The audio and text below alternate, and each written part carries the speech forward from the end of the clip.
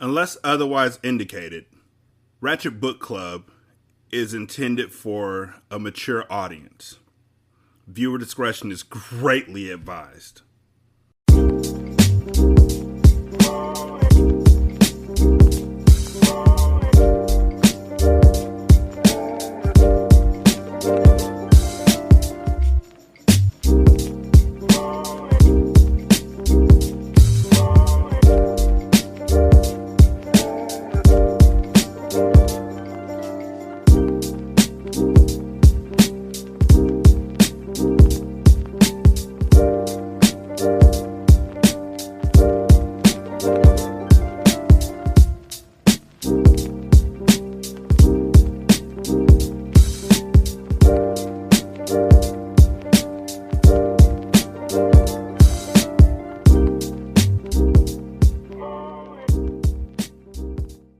Welcome to Ratchet Book Club, where we read hood classics and good classics. Motherfuckers, what up?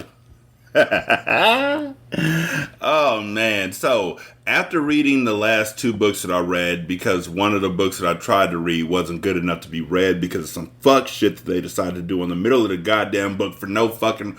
You know what? After the last two books that I read, I decided that it was time for me to go back to Ratchet. Now, I don't know how many of y'all motherfuckers I lose when I do Ratchet, but since, there's 279, I'm nearing 300 episodes now, you could find something. A lot of the stuff that I read, though, is Ratchet, so you're pretty much fucking stuck. But the name of the fucking show is Ratchet Book Club. I mean, what do you fucking want me to do? What do you want from me, Bob? Huh? Do you really want me to cater to your needs all the time? Sometimes I need to read Ratchet. Sometimes I need to read Street Lit. Sometimes I need to read a book that I know nothing about, except it has a picture of a naked girl covering up her breasts and one hand covering up her chocha on the fucking cover. That's the cover of the book. Sometimes I need to read a book like that. And that's what I'm going to fucking do. So right now, I'm going to read a book that I've never read before, and we're going to see. We going to see.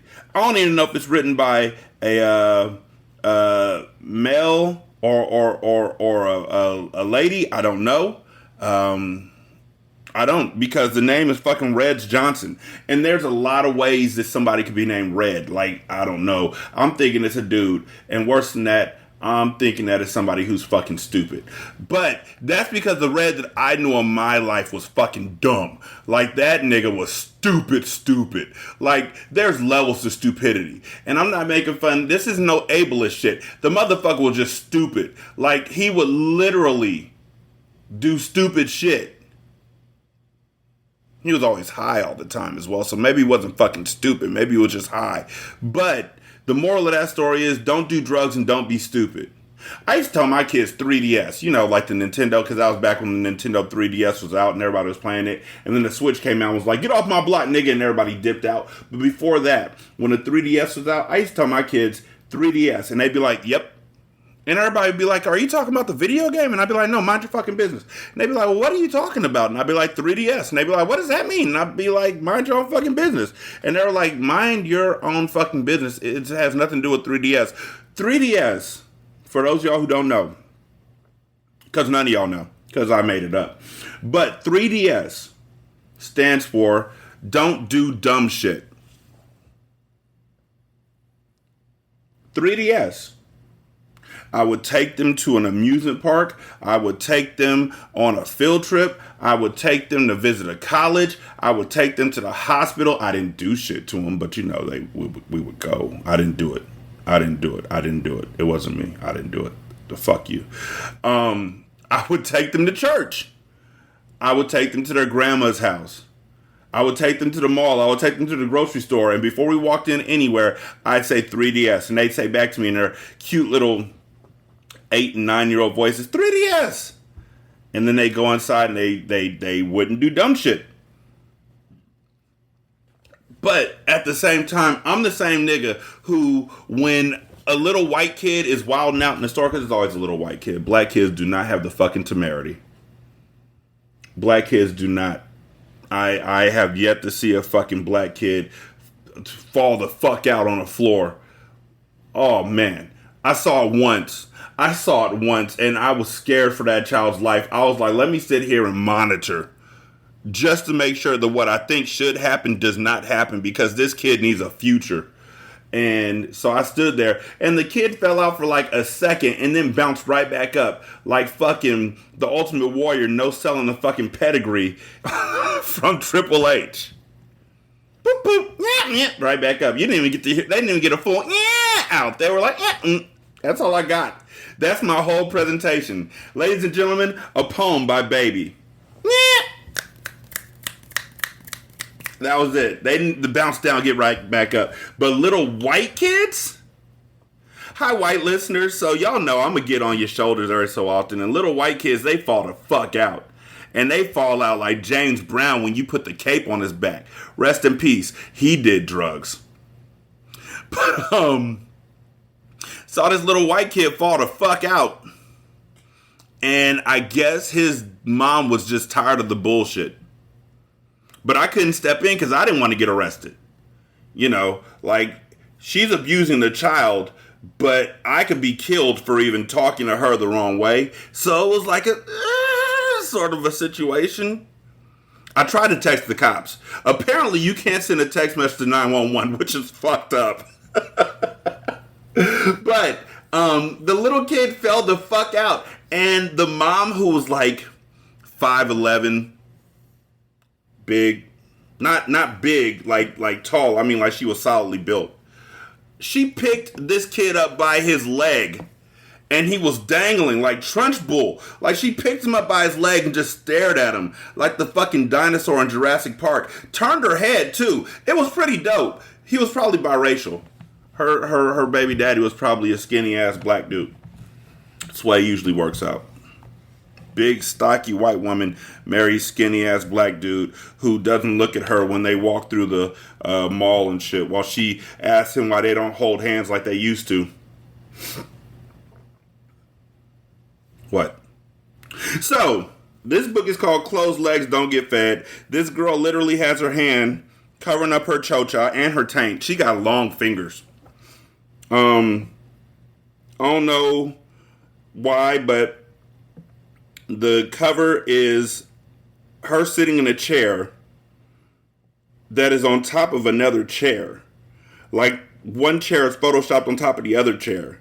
Because the other chair looks like one of the couches in the champagne room and shit. Don't ask me how I know that. Mind your own fucking business. But yeah. Reg Johnson. Closed Legs Don't Get Fed. Book 1. Chapter 1. It was pouring rain outside as Chelsea ran to the nearest phone booth. She fumbled around in her purse until she found 2 quarters and nibbled on her fingernails as she waited for the person on the other end to pick up. Hello, Jason? I need a ride. I'm on 6th Street in Vineland. Look, I'm sorry about the other night, but I really need you right now, she begged. It's fine. I'm glad you called. I'm on my way. Don't go anywhere, Jason replied before ending the call. Chelsea waited inside the phone booth until Jason got there. About 25 minutes later, she saw his 2012 gray BMW pull up. Jason hopped out of the car and ran over to Chelsea, holding a blanket. Come on, Jason yelled as he put the blanket around her and ran her to the passenger side door. Once Chelsea was safe and sound inside the car, he got in and pulled off. What were you doing out there this time of night? It's pouring down rain, Jason asked. Look, that's not important, but thank you for coming to get me, said Chelsea. Jason shook his head in disappointment. He already knew why Chelsea was out at this hour. He tried his best to get her off the streets, but she wouldn't listen. Why are you shaking your head, she asked. Because, Chelsea. Oh, I'm going to give him a voice. Okay, cool. Because, Chelsea. That's the voice. That's all you get. Fuck you. Why don't you let me help you? Okay, now I got the voice, for real. The more I read, the more I got the voice. Because, Chelsea, why won't you let me help you? I've known you for 6 years and not once have I judged you, so please let me help, he begged. Chelsea shook her head no. She knew Jason loved her, but she knew deep down inside that she was not wife material. Chelsea was 26 years old and was a prostitute. She could never keep a stable job or home, so she turned to the streets at the age of 21 and never looked back.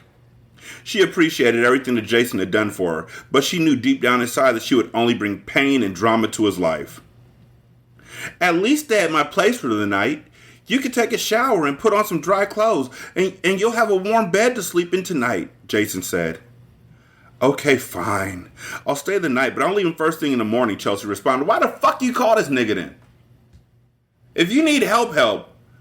Like, you knew this nigga was gonna do this. You know the niggas with capes.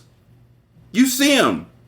They ain't got no alter ego. All they do is walk around with a cape on. You know the niggas with capes. Why are you talking to a cape? Jason was relieved. Several minutes later, they pulled up to his house and got out. Once they were inside, Chelsea caught chills. Jason's house was beautiful. It was so cozy and warm to her. This feels like there's this nigga who I see in the Bad Black Art page on Facebook a lot because he makes Justin Richburg. That's his name. So he makes pictures of niggas who get turned down by girls for thugs. Gold teeth, the whole thing. He's an artist. He does comics. It's always a 2-panel comic. It's never 4. The first side is the guy who's working at McDonald's or something like that. And he's like, I want you to marry me. And she's like, fuck you, nigga. I'm about to get with this baller who got a big ass dick and sell drugs. How she even know this nigga's dick ain't big? I don't know. But she says it every single time. Every single fucking time. Then in the second panel, she's sitting alone. Well, she ain't sitting alone because she has like 8 babies in her arms. I don't know how she holds 8 babies at once, but she got the whole world in her hands, my nigga. And the dude who worked at McDonald's somehow had a terrific glow up and is now working as a CEO at fucking Microsoft and is making millions of dollars a month. And she's like, oh, remember me? You used to like me. And he was like, yeah, you left me for the thug and now you want me back. Back then you didn't want me. Now I'm hot. They all up on me. Mike Jones really wrote a song about how he was going to get payback for all the women who didn't find him cute. That's why that nigga was a one-hit wonder. That's what you get. But that's what this shit feels like right here. This feels like the nice guy who will pick up a woman he knows is a sex worker in the rain in a BMW, a really nice BMW, and take her to a classy ass house and say she can stay the night, and he ain't gonna do nothing to her body. Get the fuck out my face. You can go upstairs and take a hot shower. I'll whip up something, considering it's too late to order anything. The towels are in the closet, and my bedroom is the second door on the left. You can go in there and put on one of my shirts and a pair of my briefs, he explained. Thank you, she responded as she made her way upstairs. You mean after she gets out the shower? Didn't you just say she could take a hot shower and put on some dry clothes? Why are you having her put on your undies and a t-shirt as soon as she get there? I got your t-shirt and some panties on. Give this nigga some pajamas. Nigga, you rich? I know you got some of them long leg plaid ass pajamas. Put her in a flannel, nigga. She just came out the rain. Got her in a fucking t-shirt and some underwear. Fuck boy. Chelsea peeked her head in each of the 4 rooms upstairs. She was very pleased with what she saw. The 2 rooms on the right were the guest rooms and the bathroom.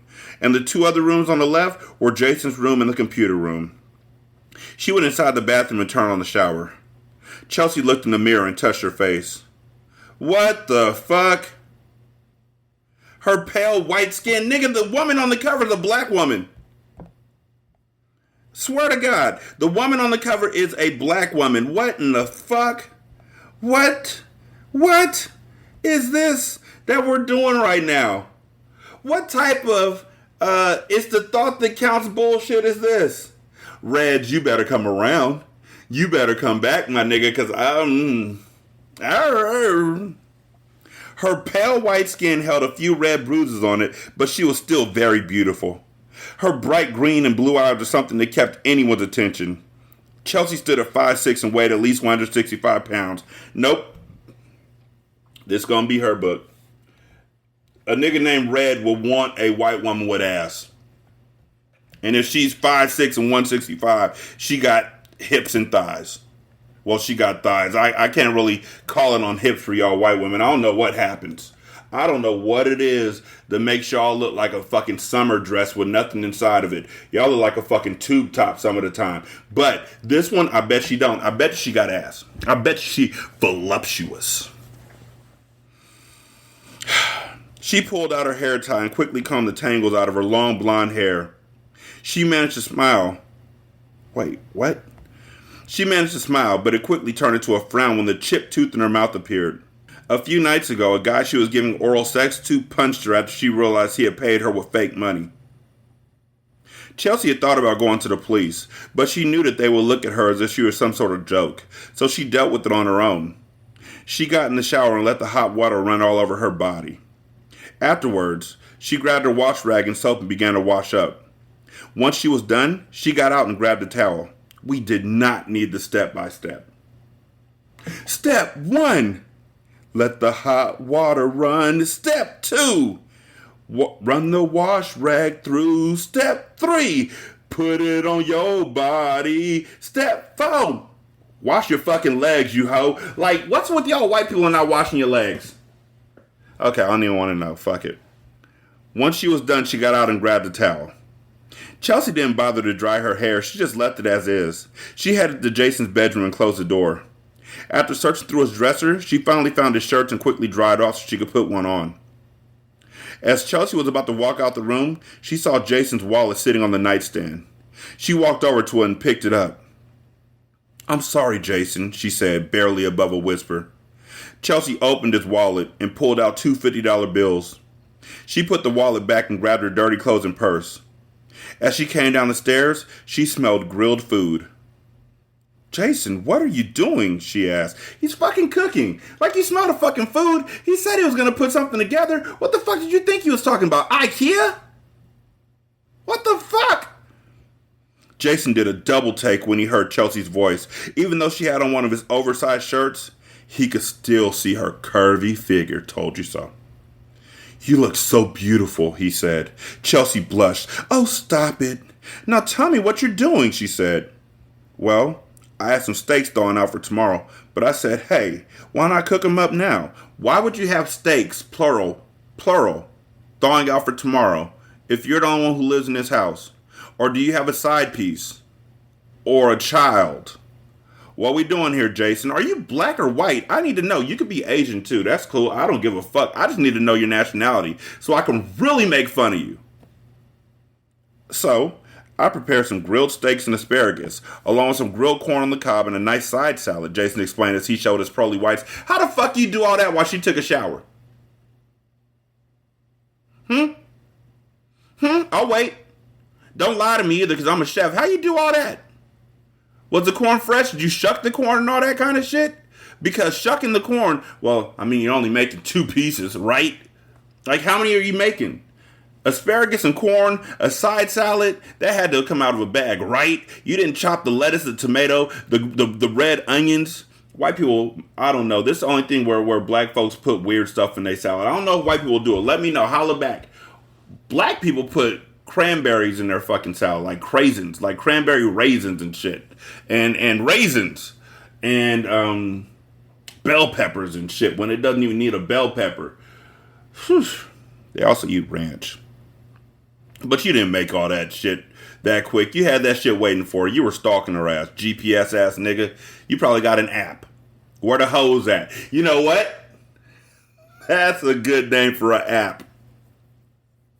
It will tell you where the potholes are at in the road. Get your mind out the gutter. Where the holes at? See? You didn't let me say it slowly enough. Chelsea couldn't help but smile. Jason was such a sweet guy, and she sometimes wished he was in a position to be with him. Not only was he sweet, but he was such a handsome guy, standing 6'2" with the skin complexion of vanilla bean ice cream. Why the fuck is this book in urban fiction? What? Why is there a black woman on the cover? Red, are you white? I'm not. Okay, I gotta go look. Oh shit. Red Johnson is a beautiful black woman. Damn. What the fuck? Okay, I shouldn't have looked. I could have made fun of this nigga all day long. Now I gotta make fun of this nigga all day long. Damn. Okay. Why are we writing about white people, though? With a black person on the cover. Okay. Okay. Not only was he sweet, but he was such a handsome guy, standing 6'2" with the skin complexion of vanilla bean ice cream. Jason had a slender frame and bright blue eyes, along with a nerdy look. Told you so. I told y'all niggas so. He wore his light brown hair in a spiky style, and no matter where he was, he always had a pencil tucked behind his ear. Why? Why? Do you know how fucking useless that is? Why the fuck would you have a pencil behind your ear? Why is that the defining factor? I know that this came out in 2014. I know you said this 2012. I know this might be before Bluetooth was really the thing. But why the fuck does he have a pencil behind his ear? Is he an accountant? Wow. Well, thank you for preparing all this. But could you give me a bag for my dirty clothes? She said. Sure, Jason said as he grabbed a small bag out of his pantry and handed it to her. Thank you, Chelsea responded as she put her clothes in the bag and tied it. Well, the plates are fixed, so let's sit down and enjoy this wonderful meal, Jason said proudly. Chelsea put her bag down and sat at the table. She really hadn't eaten anything in the past few days, so she began to chow down on the food. Jason watched in awe. She took a big forkful of salad and steak. Chelsea felt a bit embarrassed. I'm sorry. I've just been so busy. I guess I forgot to eat this morning, she lied. Chelsea was always on the streets, and with the little bit of money she did make, she spent it on her bad drug habit. Damn. Chelsea checking off all the fucking boxes. This is like the niggas in the Bible who kept loving the woman who was a prostitute. I forget who it was, because me and the Bible, we're fair weather friends. When I see motherfuckers start disappearing from the earth, like 2 blocks away. 2 blocks away. When I see niggas start disappearing from the earth 2 blocks away, I'm going to pull out my Bible and start reading my ass off. I might say a prayer too. I just need a little bit of time. Jason knew Chelsea all too well, which is why he always tried to make her feel as comfortable as possible. Is this her brother? No, it's fine. I'm glad you're enjoying your meal, he said. For the next hour or so, they ate dinner and made small talk. Chelsea figured she should turn down because it was getting late. And turned down for what? Sorry, 2012, 2014 jokes have to happen. And because Jason was starting to ask personal questions. She was ashamed because she knew Jason saw a light in her that no one else saw. Why would you be ashamed? You should be ashamed because you just robbed that nigga. Chelsea sometimes wished that Jason treated her like everyone else did. The fact that he knew she sold her body for money and sometimes drugs and yet still loved her made no sense. Chelsea didn't have time for love because she was all about chasing a dollar to get by day after day. This like the new Forrest Gump and Jenny. I've told y'all about how much I fucking hate Jenny, right? I've mentioned that somewhere. She's a fucking asshole. Okay, that's enough. You can sleep in the guest room for the night because I know you don't want to sleep with me, Jason said. Yes, the guest room is fine, Jason. Good night, Chelsea said as she went in the room and closed the door. Jason went inside his bedroom and stripped down to his briefs. He sat down on the bed, took the pencil from behind his ear, and placed it on the nightstand. Jason noticed his wallet was moved. He picked it up and opened it, quickly noticing he was missing $100. Jason felt uneasy. He was hoping that Chelsea didn't steal from him, and he had misplaced the money somewhere. Yeah, so what we're going to do is we're going to pick up somebody we know has a drug habit that isn't in our family and is not, we have no real reason to do so.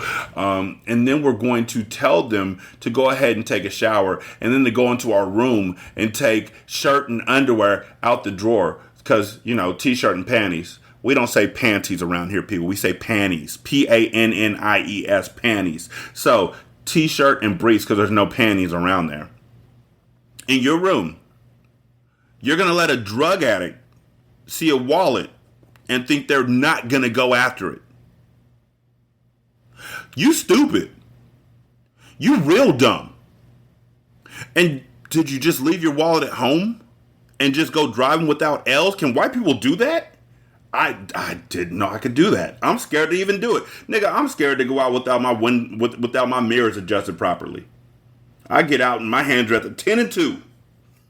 Now I know why old black folks drive like that. They've been driving like that their whole life, thinking cops can see that shit. You know what else? Cops really can't see when you turn around and look back at them. But then again, cops really can't see the registration sticker on your car either. So they pulling you over for something.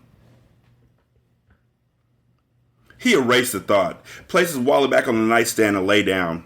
As Jason lay there, staring up at the ceiling, he thought about Chelsea and what it would take for her to be his. Nigga, a rehab! She just robbed you! What are we doing? Oh no, baby, what is you doing? He knew the lifestyle Chelsea lived, but he loved her dearly, and all he wanted to do was help her. He always thought that someday she would just stop giving her body to unknown men and just be his. But that was just wishful thinking. You're not being altruistic. You really just want to fuck. Chapter 2. Chelsea woke up kind of late the next morning. She hopped up out of the bed and ran downstairs. The smell of French toast filled the air, which made her stomach growl. When she walked into the kitchen, she saw Jason sitting down reading the paper and drinking a cup of coffee. He didn't give her much eye contact when he spoke. It's almost the afternoon. I didn't think you were the type to sleep this late, he said. Chelsea didn't know if Jason was taking a cheap shot or not, so she ignored it. How are you? She asked as she rubbed the sleep out of her eyes. I'm fine. Breakfast is on the stove, Jason said dryly. If it's the afternoon, why the fuck are you just cooking breakfast? Like, if she was asleep, did you sit outside her door to hear when she was waking up and then go scamper off to go make food so you could sit there all nonchalant and act like you're mad that she slept in so long? Nigga, she's a sex worker. She works at night. She poured herself a cup of coffee and sat at the table. Jason gave her no conversation at all. I cooked all this breakfast just so I could ignore your ass. That's how we do. Chelsea wasn't used to seeing Jason act this way. He probably read it in a book by one of those guys who was like, how to get any woman in 30 days. You gotta egg them. You gotta nag them. You gotta be horrible to them. Sorry, I kept going because my voice sounded like Aldo Raines from Inglourious Bastards. And the Nazis will fear us. And they will be scared of us. And they will loathe us. I love Brad Pitt in that movie. He's the best. I want 100 Nazi scalps. And I will have my scalps. They will fear us. Chelsea wasn't used to seeing Jason act this way. After she was done with her breakfast and coffee, she got up. Well, I think I should be going now. Thank you for everything, Jason, she said. You're welcome. Your bag is by the door, Jason said without looking up. Nigga, you drove her there. Do you expect her to walk back? Chelsea was hoping he would volunteer to drop her off somewhere, right? But he didn't. She walked to the door and noticed she had a different color bag. She quickly picked it up and opened it. Chelsea noticed her clothing was now clean and the two $50 bills were now gone. She put on her jeans from the night before and began searching her bag. Jason heard her rummaging through the bag and got up. Chelsea, Jason called out. She stood there with her back turned to him and her hand on the knob. What, Jason? She answered. Just tell me one thing and then you can go, he said. What do you want to know? She said. Was it worth it? I mean, was stealing from me really worth it? All you had to do was ask. You know I would have given you the money, he emotionally stated. Oh, it was emotional? Okay, let me say that differently. Was it worth it? I mean, was stealing from me really worth it? All you had to do was ask. You knew I would have given you the money. Personally, I would have been like, was it worth it? Let me work it. I'll put my thing down, flip it, and reverse it. It's server and it was my net. It's server and it was my net. Yes, it was worth it. What you fail to realize is that you're fully established, Jason, and I'm still scraping from the bottom of the barrel.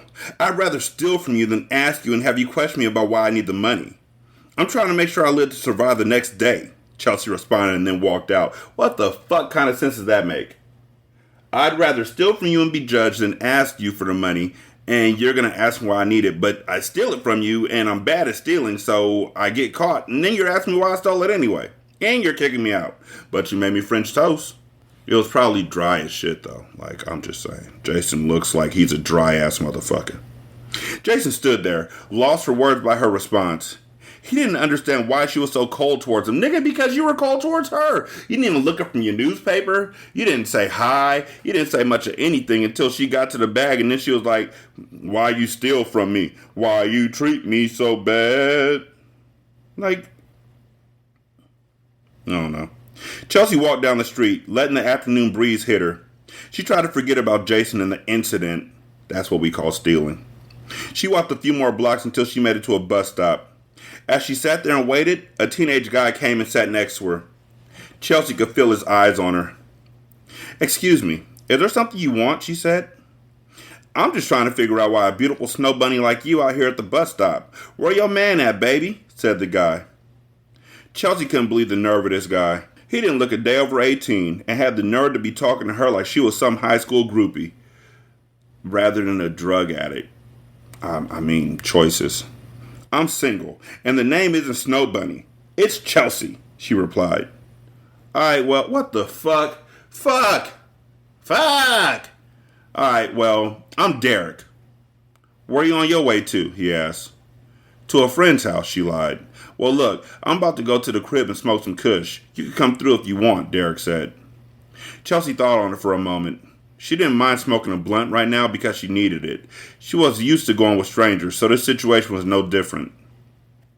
I'm sorry, I froze up because I said she was used to going with strangers, not used. She was used to going with strangers, so this situation was no different.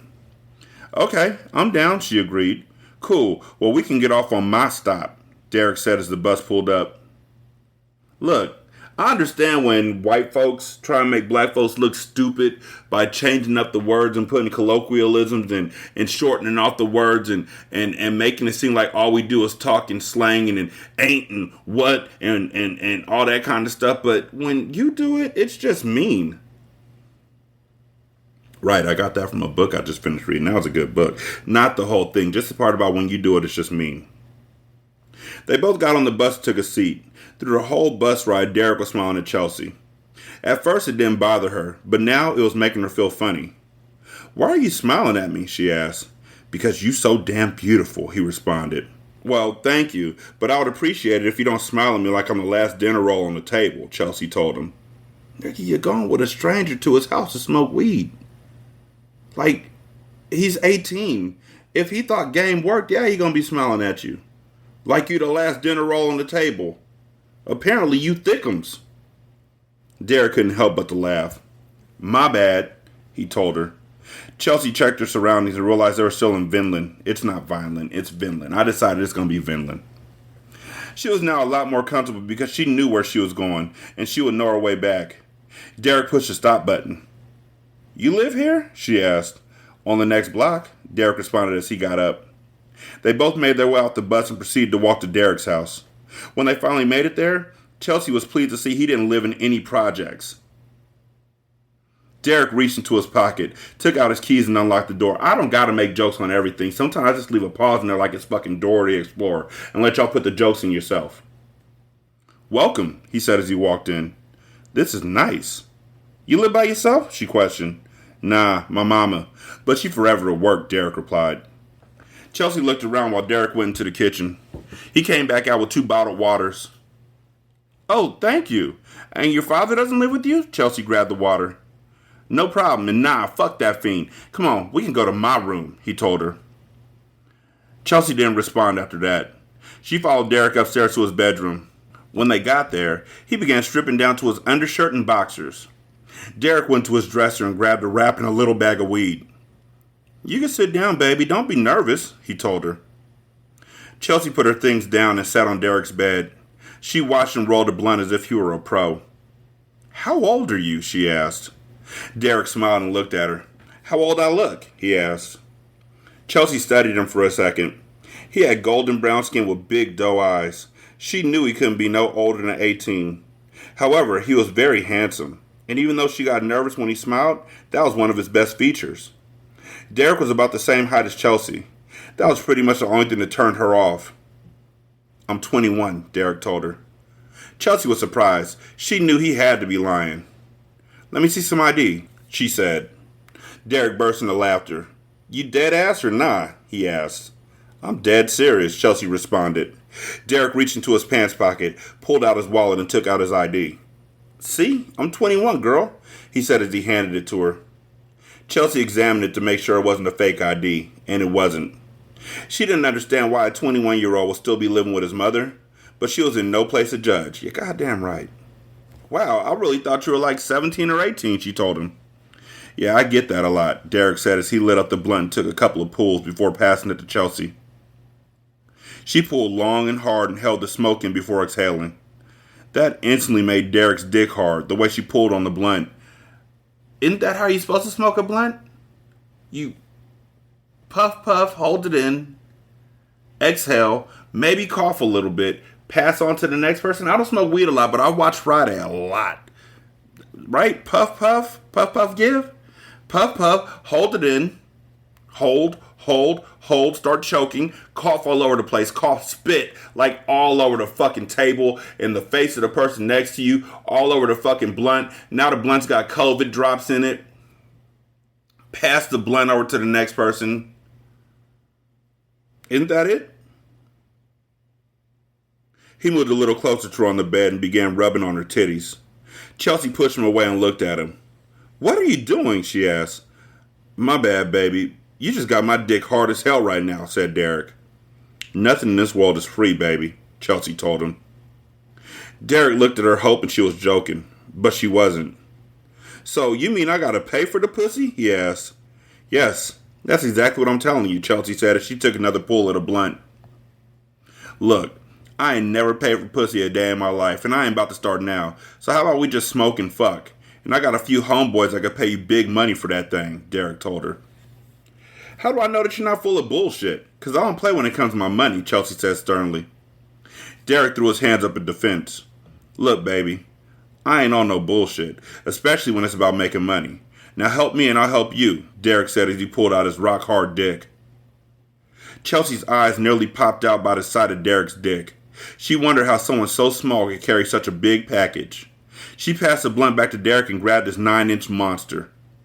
It was so thick that her hand couldn't fit around the whole thing. She twirled her tongue around the tip of his dick and massaged his balls at the same time. "Damn, girl," Derek moaned. Now, I don't know much about weed, because I don't smoke. When my kids get the fuck out, maybe, but it'll probably be edibles. I'm not going to smoke, because I've always heard that, like, the ash be, like, dropping everywhere. So, I wouldn't be smoking a blunt with my dick out. Sitting up over my dick, smoking a blunt while she's sucking my dick, because like the embers, right, from the weed, like there ain't no seeds in my shit when I do it, because it's gonna be edibles. But the doesn't it snap, crackle, and pop, like, right? Or was that closed? I don't fucking know. After he said that, Chelsea went in for the kill. She swallowed him whole and began gurgling on his dick. She sucked him hard, and then she sucked him slowly as she stroked his shaft. Chelsea then began jerking Derek off as she hummed on his balls, and that drove him crazy. "Damn, baby, let me see what that pussy do," said Derek. Chelsea got off the bed and took off all her clothing. She climbed on top of Derek and slid down until all 9 inches of him was inside her. Chelsea ground her hips back and forth just enough to get her juices flowing. Derek grabbed her hips and pushed himself in and out of her. Chelsea played with her nipples while she rode him. "You like this white pussy, don't you?" she asked flirtatiously. "Hell yeah. You like this black dick in that white pussy?" Derek asked back. Okay, you're a black woman writing this book, so I can't really say much of why the fuck. Like, that's almost as bad as them being like, "You like this nigga dick all up in you? All up in your white pussy? You like this nigga dick? Yeah, give me that black dick. Give me that hard, jail-bound dick. Give me that never gonna have a job in your life dick." That's how people write it in some of these books. "Give me that I want to be your 5th baby mama dick." "Yes, Daddy. I want you to slam that dick in and out this pussy nice and hard," she said. "Oh, shit. Then get up and turn around so I can beat that shit from the back," Derek told her. Chelsea did exactly that. She bent over and let Derek enter her from behind. He pushed her back down so her back could be arched more. Derek began pounding Chelsea hard, just how she wanted it. "Just like that, right?" he said. "Yes, just like that," Chelsea screamed. Derek grabbed her hips and pounded her nice and hard as his balls made a loud slapping sound. "Oh, fuck," he moaned. The harder Derek pounded her, the more she slammed back into him. He could tell she was enjoying it, so he decided to take advantage of it. He began rubbing her asshole as he pounded her pussy. After a while, he slid his thumb into her ass. "Oh my gosh, Derek," she moaned and then jumped.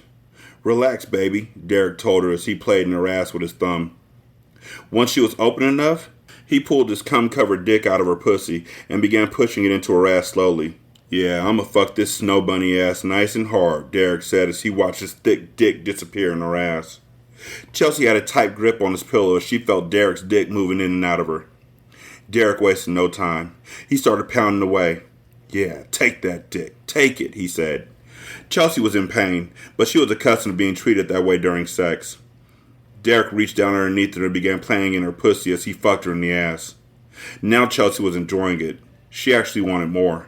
This feels so good, she moaned. Derek lay on top of her, causing her to lay flat on her stomach. Chelsea felt every inch of him. Derek felt he was about to come, but he didn't want to do it before her, so he started playing with her clit faster and faster. Oh, I'm about to come, Derek. Stop. Oh my. I'm going to come right now, Chelsea moaned, but that didn't stop Derek. He slow pumped her as he played with her clit. Chelsea was trying to stop Derek, but he pinned her hands above her head. Ooh, I'm coming, she moaned out loud. Derek started pounding her hard and fast and continued to play with her clit. Chelsea's body was going crazy. She was experiencing pleasure and pain. Before she knew it, she was squirting all over his bed and hand, and yet he kept going. Derek, I'm coming, she screamed loudly. Shit, oh shit, Derek moaned as he released his warm load inside of Chelsea's ass. He pulled out, and Chelsea had cum oozing out of her gaping hole. Damn, that shit was good, baby, Derek told her as he smacked her on her sore ass. I'm glad you enjoyed yourself, she responded. Hell yeah, you can go shower if you want, he said. Chelsea slowly got off the bed and grabbed her clothes. Thank you. Where's your bathroom, she asked. Second door on the left. Everything you need is in there already. My mom keep everything stocked up, he told her as he lit up another blunt. Chelsea made her way to the bathroom. When she got in, she sat on the toilet and began pushing Derek's nut out of her. Afterwards, she grabbed a clean washcloth and washed herself thoroughly. Chelsea dried off, put her clothing back on, and went into Derek's room. So, when are you going to call your boys, she said. I figured you might want to get yourself together before I call them, he responded. Okay, that's fine, she told him. How old are you, he asked. I'm 26. Why do you ask, she said.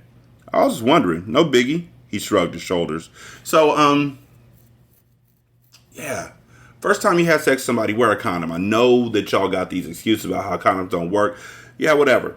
Wear a condom. You just had sex with a drug addict. And a known sex worker. Like, she told you that this shit wasn't free, and you still went in there raw. That's not a smart move, my nigga. That's not a smart move. Ever. Chapter 3.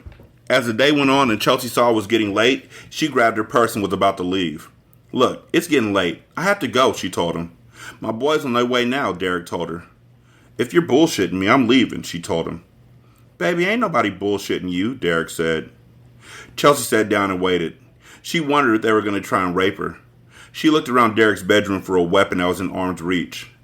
Derek noticed her getting nervous. Relax, baby, ain't shit gonna happen to you, he told her. Chelsea tried to trust him, but she trusted no man. A little while later, she heard a knock on the door. Derek went downstairs to answer the door. Chelsea then heard more than one person coming up the stairs. When Derek entered the room again, a total of 8 guys followed. Chelsea, this my niggas, Dirk, Monte, Dog, Man, Easy, Dontre, Spreewell, and Cruz. Derek introduced them. Nice to meet you all, she said. Some nodded, and some rubbed their hands together as if they were getting ready to eat a hot meal. Chelsea, how you want to do this? Because these niggas got dough, Derek said. Gangbangs are $500 and up. If y'all owe me one-on-one, then $100 an hour, Chelsea said with folded arms. They could all tell that Chelsea was about $1. Damn, it don't take me long to nut, Easy spoke up. That's not something you want to just... That's why. Why, my nigga? Why, Easy? Okay, then 50 for you, Minute Man, Chelsea shot back. Everyone burst into laughter. Also, you just turning your mama's house into a flop house? For real? You doing that? Your mom gonna come home and... All she wanted to do was come home after a hard day's work, and now there's like nut all over the wall and shit? Well, my mom working a double tonight, so y'all go ahead and get it in. I'm gonna sit back, smoke, and watch some TV, Derek told him. Where are we gonna do this at, she asked. It's a guest room down the hall, baby, Derek told her, because y'all ain't fucking on my bed. Y'all gonna fuck on the guest bed, where I never have to sleep. Not on the pillow for all I care. Chelsea got up and grabbed Easy and walked out of the room. She could tell that his sex game was going to be whacked just by the way he walked. When they entered the guest room, Chelsea puts Easy on the bed. Pay up, she told him. Easy reached into his pocket and pulled out $50. I'll pay you after I get pleased, he told her. No, you pay now or get the fuck out and let the next guy come in, Chelsea said with attitude. Easy shook his head and handed her the $50 bill. She stuffed it in her purse, got on her knees and proceeded to unbuckle his pants. She pulled out his soft dick and began jerking him. Chelsea stopped in mid-stroke, got up and quickly took off her jeans. What position do you want to do? She asked. Shit, a nigga like me fucks with doggy style, Easy said with pride. Chelsea laughed in her head. She climbed back on the bed and bent over. Easy got behind her and slid a 6-inch dick inside her. He started pounding away like a rabbit. Chelsea didn't moan, not once. Fuck! Easy yelled as he released all over her ass. Chelsea grabbed an empty pillowcase and wiped off her ass. That was good, he told her. I wonder who Red knows whose name is Easy, who she hates. I'm just curious. Because somewhere there's an Easy out there in the world who's like, my dick is 7 when it get hard. You can send in dirt, Chelsea told him, not fazed by his compliment. Easy walked out of the room like he was the man. When he walked into Derek's room, all eyes were on him. How was it, though? Monte asked. I told y'all she was a good fuck. Shorty about $1. I can't knock her for using what she got to get paid, Derek said. It was good, but Monte, she wants you next, Easy pointed at him. Yo, Spreewell, Cruz, and Dog, we running up in that together, right? Monte asked. Hell yeah, they responded at the same time. I just want some head from Shorty. Man chimed in. Yeah, I'm with that, Dontre agreed. When all 4 of the men entered the room, Chelsea was surprised. Here's $150, Monte said as he handed her the money. Y'all want a gangbang, I need my $500 right now. If y'all go past an hour, I'm gonna need another $500, she told him. They all handed her their cut and started to take off their clothes. Chelsea couldn't wait until this was over. The first one up was Monte. He started kissing and sucking on her nipples. Spreewell walked over with his dick in his hand. Chelsea started sucking on Spreewell while she jerked off Monte with the other hand. Yeah, girl. Just like that, Spreewell moaned. I hope y'all ain't listening to this with your fucking kids. If y'all listen to this with your fucking kids, like, seriously. Seriously. I described the cover of the book to you. Seriously. Even though it was a black woman on the cover, and this shit is wild as fuck, because this is a white woman. I ain't seen a black person in this yet, or a black woman. Yeah, girl, just like that, Spreewell moaned. Chelsea switched and started sucking Monte's dick. Cruz and Dog just sat there and watched. Fuck y'all just standing there for? Y'all niggas better come get y'all money's worth, Spreewell barked. They both walked over to the semicircle, and Chelsea gave all 4 of them the best head they ever had. She pushed Monte on the bed and climbed on top of him and started riding him viciously. Ride that shit, Monte said as Chelsea bounced up and down on him. Spreewell mounted her from behind and slid his dick inside her ass. They both double penetrated her. She licked and sucked Dog and Cruz's dicks. Fuck me, she yelled. Spreewell choked her from behind as he pounded her harder. Fuck, I'm about to come, Spreewell said. He then released inside of her and pulled out. Dog got behind her and rammed his dick inside of her ass and began pumping her quickly. As they pinned her down, Monte gently bit on her nipples. The headboard was slamming into the walls. They all sexed Chelsea in all 3 of her holes. Oh fuck, Monte moaned as he released inside of her. Dog started to push in and out of her slowly with his eyes closed. He reached for her boobs. Boobs. Boobs. I'm sorry. Don't write a sex scene and then put boobs in there, please. Please. We can stay with titties. We can stay with nipples. Anything but boobs and fun bags. Also, I'm glad this is a lady because I wouldn't have been able to stand it if they had said he entered her wound.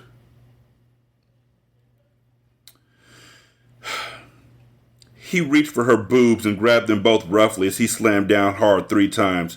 Oh, fuck, Chelsea moaned. Ugh, he moaned as he busted inside of her. Monte pushed her on the bed and got up. As she lay on her back, Cruz climbed on top of her and began sucking on her neck, and he went deep inside of her. He gave her slow, deep strokes and kissed her passionately. Look at this nigga trying to make love and shit, Monte laughed. Y'all niggas done, now get the fuck out and let me enjoy mine, he huffed. They all dressed and got out of the room laughing. Chelsea's body was tired. She was glad that Cruz decided to go slow, but she really just wanted him to get finished so he could get off of her. Come on, baby, go faster, she begged. I want to take my time, he told her. Chelsea wrapped her legs around his back and stuck her tongue in his mouth. No, I want you to pound this pussy better than your homeboys did, she told him. Cruz looked at her and then kissed her again. He grabbed the headboard and started fucking Chelsea hard like she wanted it. Oh, fuck me harder, baby. Yes, harder, she moaned. As Cruz fucked her, the bed hit the wall harder and harder, which made the room shake. Chelsea couldn't wait to get her money and get out of that house. Ooh, fuck, Cruz moaned. He pulled out of Chelsea and wiped the last of himself on her. He got off the bed and got dressed. That was pretty good, he told her. Chelsea didn't respond. She quickly put on her clothes and grabbed her purse. She didn't bother to say goodbye to Derek. She just made her way out of the house. So, did Derek get paid? Is Derek her pimp? Did Derek just get a buy 5, get 1 free deal that his friends didn't know about? Like, what? Okay. Never mind. Chapter 4. Over the next few weeks, Chelsea felt her body going through a change. She didn't know what was going on with her, but she didn't like it. She sat at the days in throwing up nonstop. What is going on with me? She said to herself. She got up and brushed her teeth. When she looked in the mirror, she burst into tears.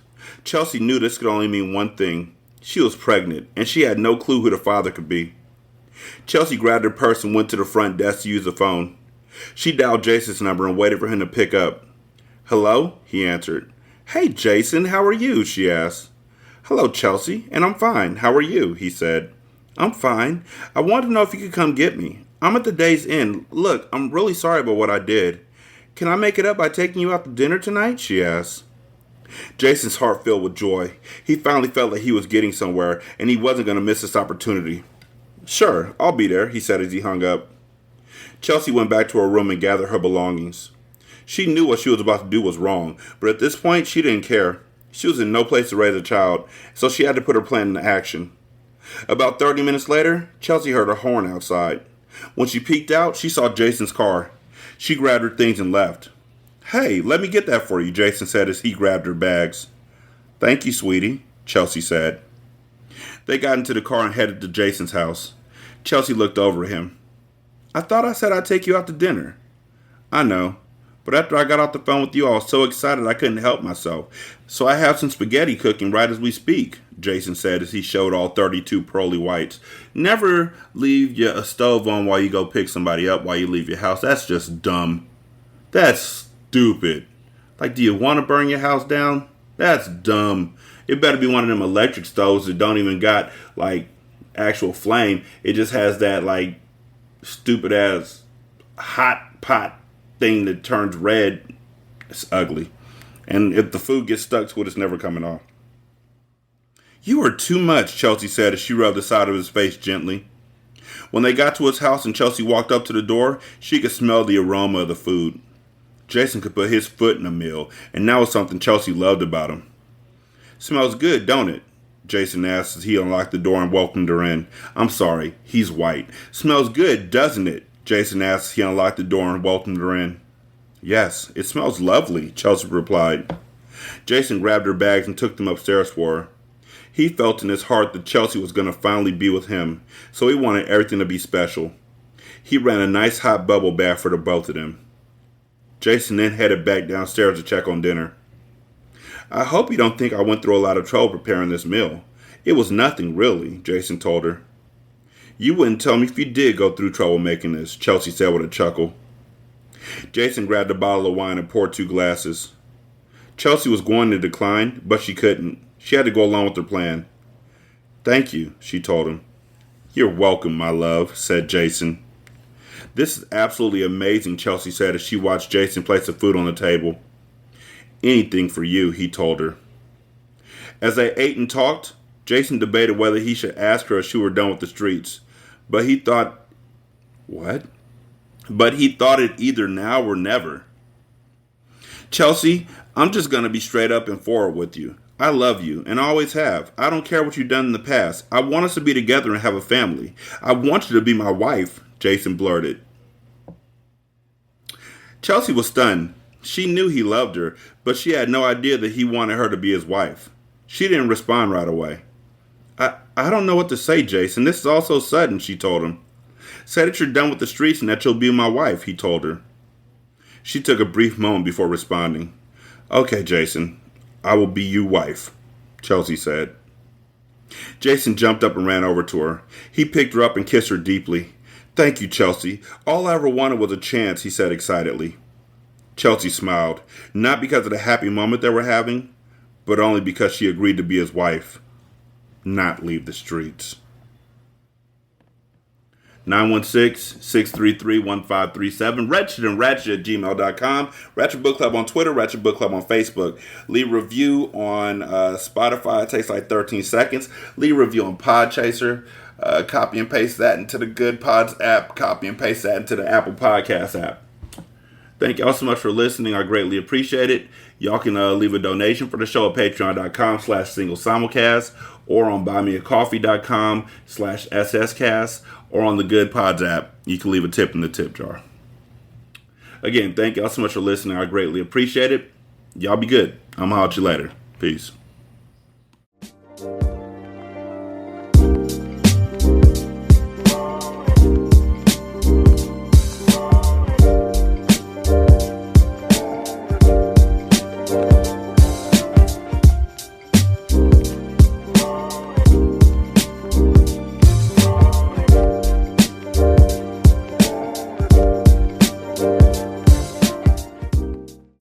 The intro and outro to Ratchet Book Club is by That Kid Garan, and it's called Goodbyes. You can email him at tkgbeats94@gmail.com for more information on how to lease this beat. This is Single Simulcast. Was it worth it? Let me work it. I put my thing down, flip it, and reverse it. It's server and it was my net. It's server and it was my net.